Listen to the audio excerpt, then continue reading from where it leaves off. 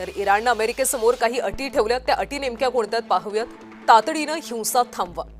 इराणच्या या काही महत्त्वाच्या अटी आहेत ज्या त्यांनी अमेरिकेसमोर ठेवल्या आणि अमेरिकेने सुद्धा ते मान्य केल्याचं सध्या पाहायला मिळतं. होर्मुझ सामुद्रधुनीवर इराणचं नियंत्रण कायम राहणार.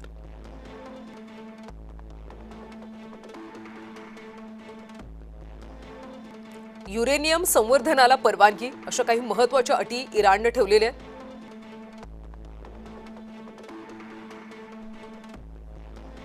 सर्व प्राथमिक आणि दुय्यम निर्बंध काढून टाकणं.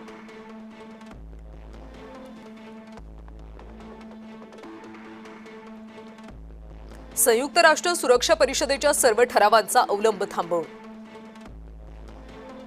त्यामुळे या सगळ्या अटी इराणच्या अमेरिकेनं सध्या मान्य केल्याचं पाहायला मिळतंय. त्यामुळे दोन्ही देशात सध्या युद्धविराम आहे. गव्हर्नर्स बोर्डच्या सर्व ठरावांचा अवलंब थांबवणं.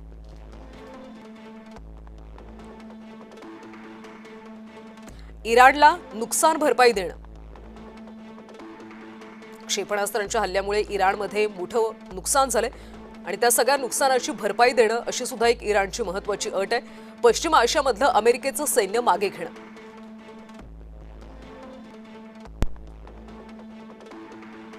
लेबनॉनमधल्या हिजबुल्ला विरुद्ध युद्धासह सर्व संघर्षांवर युद्धविराम. अशा पद्धतीच्या 9 अटी इराणनं ठेवलेल्या आहेत आणि अमेरिकेने सुद्धा ते सध्या मान्य केल्याचं दिसतंय.